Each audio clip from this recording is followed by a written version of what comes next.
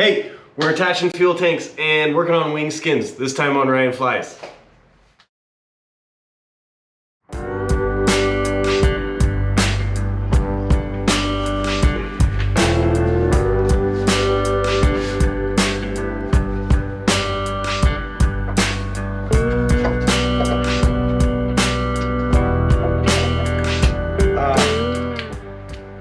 There's gonna be chokes abound with this thing, but I gotta say, it just looks questionable, man. But this is essentially a black light or a UV light, and I got some dye here that is for fuel tanks or fuel systems, transmission systems, that we'll go ahead and mix up with the gas. I got some gas from the airport earlier today. And we will get one of these tanks ready to basically brace up in different positions and make sure nothing's leaking. If it leaks, this stuff will allow us to find it. The whole finding leaks thing really is very CSI-ish, and I love it. But what I love more is it's been sitting for a couple hours in various angles, and I don't see a hint of glowing fuel leaks. We're gonna carefully drain all the fuel from tank 1, we'll call it the right tank, and then we're gonna get it into tank 2, the left tank, the questionable tank.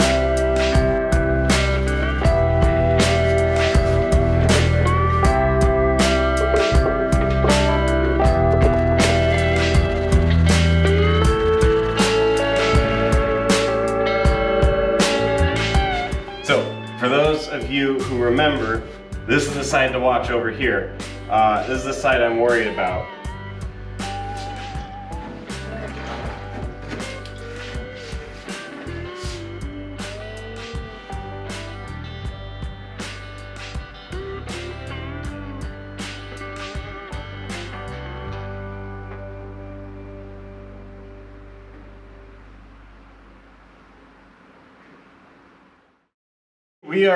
We're attaching some tanks to the wings, and that excites me. We're able to do so because I got some fun packages in the mail. I got a rivet shaver, and this is allowing me to adjust some of the rivets that I thought were just a little bit high and could possibly push our skins out on the tanks a little bit, along with a new countersink cage, in this case a rivet shaver cage, that's just barely big enough to hold this. And so I'll go into detail on how that works. So the same principle applies with the countersink cage as before. We have a maximum depth. However, the depth this time is exactly flush with the surroundings, meaning if anything sticks up above its surroundings, the rivet shaver will go ahead and take that off. So I've got a couple rivets that are sitting just a little bit high that I'm worried are gonna push the tank skin up above the leading edge skin. So I'm gonna go ahead and just carefully now shave those down.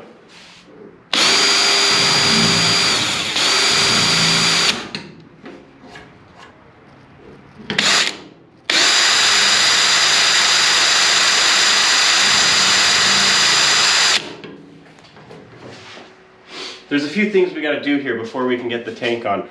One of them isn't really listed in the instructions or on the plans very well, not at least anywhere I've found. And that is, there's a first rivet here attaching the ribs to the spar, and that rivet will get covered up by the tank skin, and you will not be able to get to it. Unlike the leading edge, you don't go through the leading edge into the rib. You don't go through the tank skin into the rib. And so those need to be riveted before we put the tank on.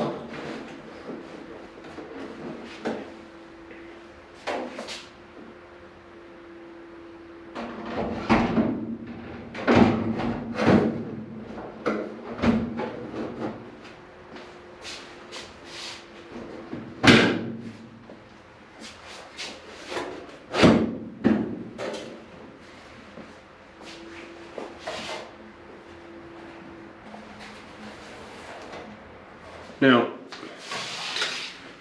the fit at first looks pretty good, but there are some adjustments we need to make before we bolt this down.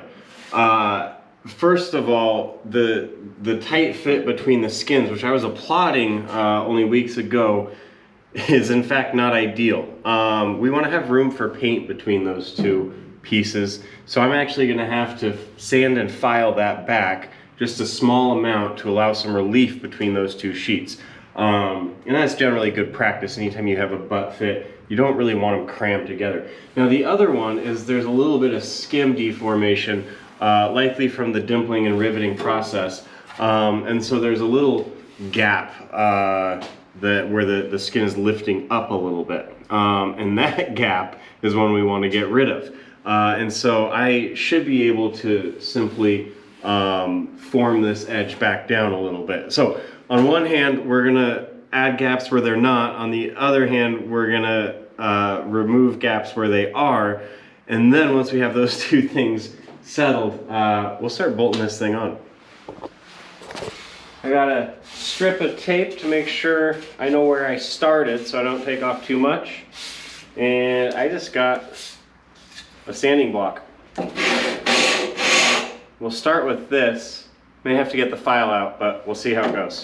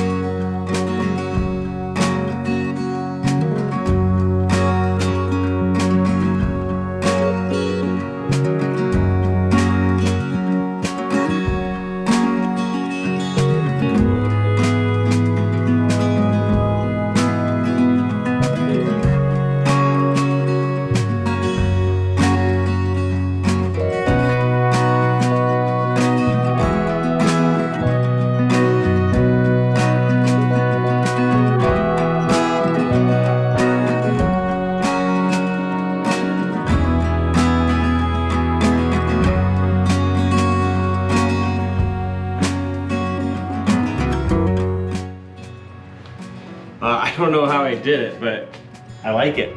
There's a nice little, just larger than a hairline gap where we want one. The skin is fitting a little closer, not flared out as much. I'm gonna go ahead and bolt it on.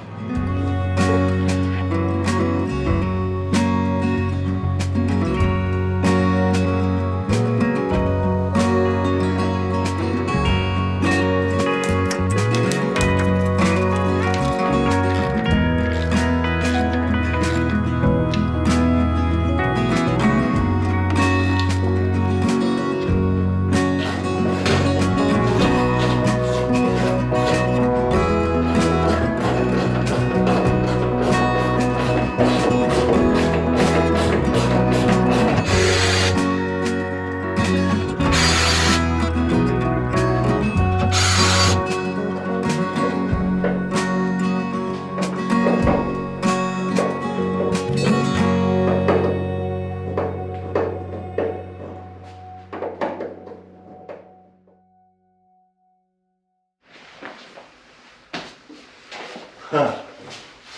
Well, this is cool.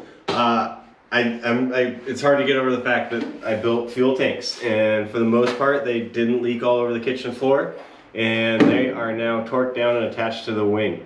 I'm not gonna relish in this moment too long. I want to keep moving, so I'm gonna get this place cleaned up a little bit, and then it's onto the skins. Let's do this.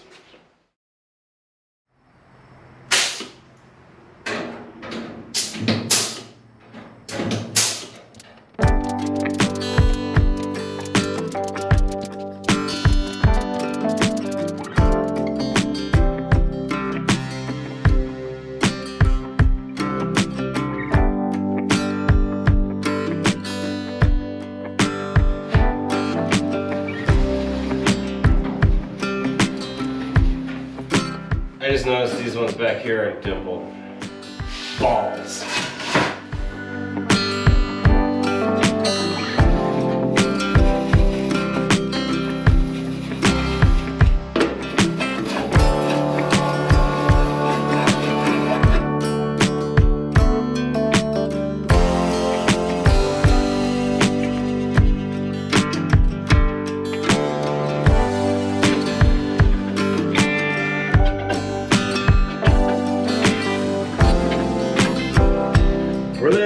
it's time to get the skins back out.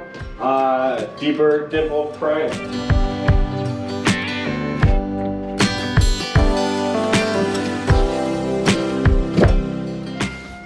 All right, in addition to the normal deburring, dimpling, scrubbing, cleaning, priming, then riveting, we have one additional step, and that's where these two skins, large ones, overlap. We need to create sort of a scarf joint. And what that means is we taper one out, or taper both of them out, so that hopefully where they overlap, there's always about 50% of each, meaning it's one skin thickness is the idea. The big picture idea is we want less of a lip where there's two skins overlapping and butting into only one skin on the tanker leading edge. So I will be making some marks of where we're going to taper those skins, and we're going to sand and file that down. Then we will go ahead and dimple, deburr, prime, yada yada yada.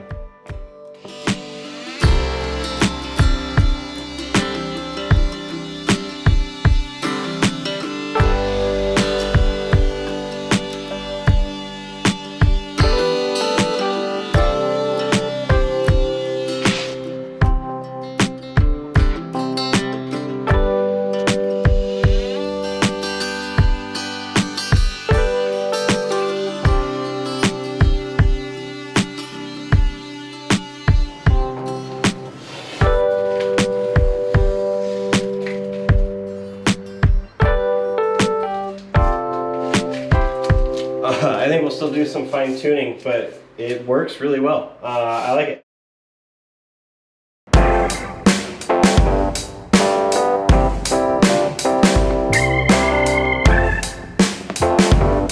Hey, if you're enjoying yourself, I would be absolutely elated if you would send me a comment, tell me what you think, hit the thumbs up button, and subscribe if you haven't. I really appreciate it. Thank you.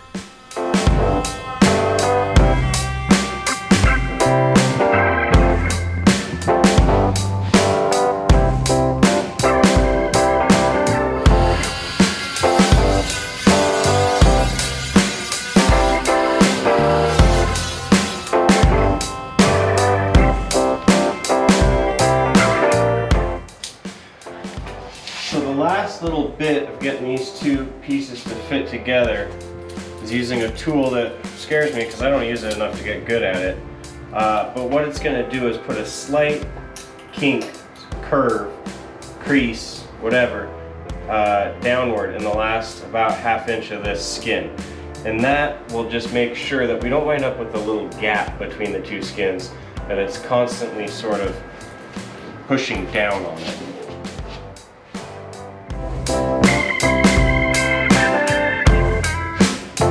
They are all deburred, both sides of the wing, both sides of the skins. Now, breaking from tradition a bit, I'm going to go ahead and clean these, scuff them prior to dimpling. It's going to make the cleaning a whole lot easier. I'll just be sure to wear gloves while I'm dimpling.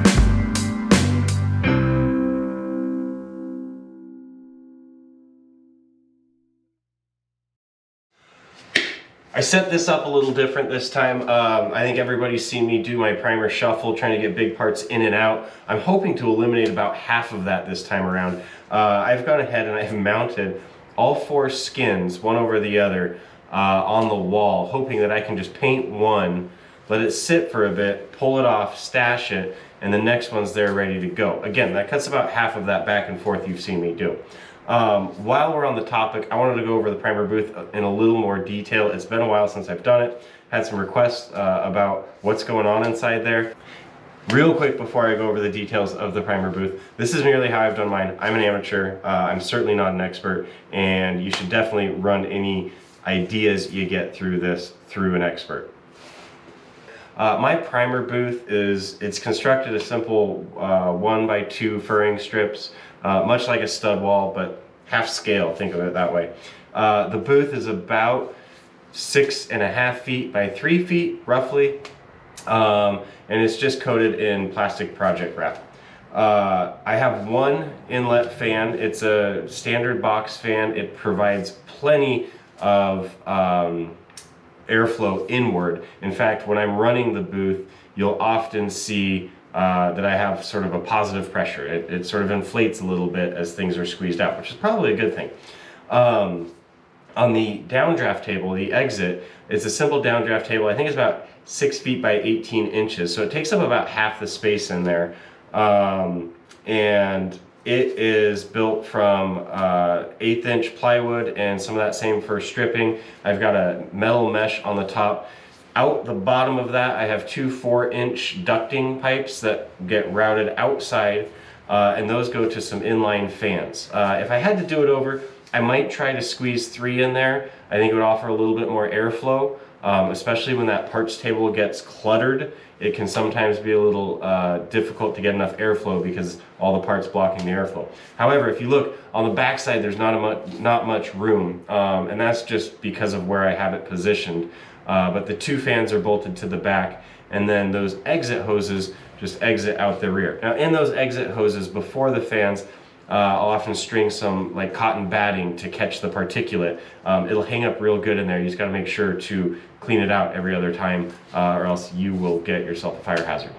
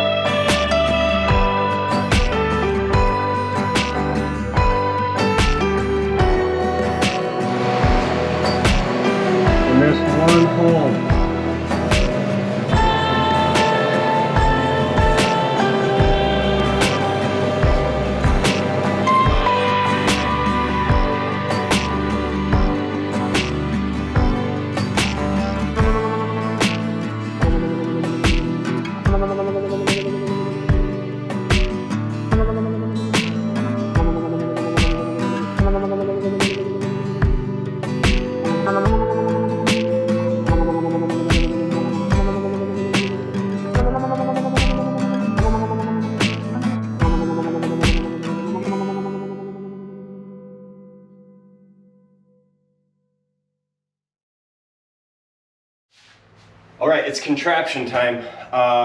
Before I put the skins on, I want to make sure that my stand here is holding things perfectly straight and true. I mentioned this before. So level on the spar, both sides, we're looking for level. But not only that, I have a plumb bob on each end, and that's going to measure any twist in the wing. Theoretically, so should the levels, but it's 2 ways of getting at it here. So if I track exactly where on these rulers, and now these rulers have been carefully measured so they're both in the same spot on the rear spar, as long as this dimension matches that dimension, we shouldn't have any twist in our wing. And right now it does. It took a little bit of doing to get it there because my spar wasn't perfectly level. I shimmed it into position, and now I really like where everything's sitting. So I've tightened everything down. Now we should be able to install our skins and start riveting.